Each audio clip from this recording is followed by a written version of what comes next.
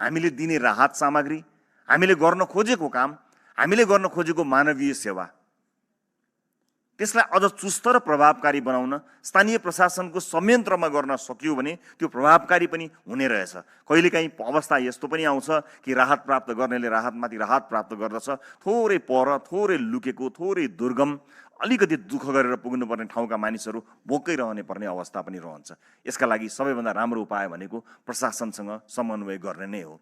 सत्तारूढ दलमा अहिले रहेका कारणले गर्दा हिजोको दिनमा जस्तो सरकारभन्दा पहिले पुग्नुपर्ने बाध्यतामा हामी छैनौँ, किनकि हामीलाई आशा छ यो सरकार बलियो सरकार हो। सरकार बलियो भनेको संसदको सङ्ख्या होइन, आपत पर्दा, अप्ठ्यारो पर्दा कति बलियोसँग, कति प्रभावकारी ढङ्गले सरकार पुग्दछ त्यसका आधारमा सरकारको मापन हुनेछ। मलाई विश्वास छ यो सरकारले आफूलाई मापन हुने यो कार्यमा अब्बल ढङ्गले आफूलाई अगाडि बढाउनेछ र नागरिकको सेवामा आफूलाई प्रस्तुत गर्नेछ। म यसमा निर्धक्क हुन चाहन्छु र सम्मानित सदनलाई पनि त्यही अपिल पनि गर्न चाहन्छु। त्यसैले भिआइपी मुभमेन्टले कहिलेकाहीँ सुरक्षाकर्मीहरूलाई अर्को एउटा चुनौती सृजना गर्दछ।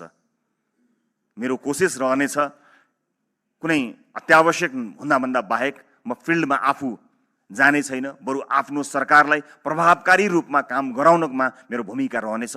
तर कुनै कारणले, कुनै कारणवश पुग्नु परेका खण्डमा कुनै पनि किसिमको भिआइपी मुभमेन्ट, सुरक्षा अथवा अन्य कुनै चिज मेरा लागि चिन्ता गर्नुपर्ने छैन र मेरो दलका सांसदहरू जाँदा पनि सुरक्षाकर्मीले त्यस्तो कुनै चिन्ता नलिइकन आफ्नो काम गर्नुभए हुन्छ। हामीलाई कतै पनि ध्यान दिनुपर्ने छैन। म यो कुरा सदन मार्फत बताउन चाहन्छु।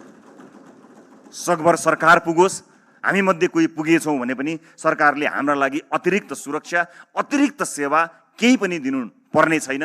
हाम्रा साथीहरूलाई कुनै पनि किसिमको आफ्नै तरिकाले व्यक्तिगत तवरबाट साथीहरू जानुहुनेछ। प्रशासनलाई कुनै पनि किसिमको उहाँको दखलअन्दाज नगर्ने तवरले हामी जानेछौँ, जानु परेको खण्डमा, नत्र जाने छैनौँ। यो पनि म सम्मानित सदन मार्फत जानकारी गराउन चाहन्छु।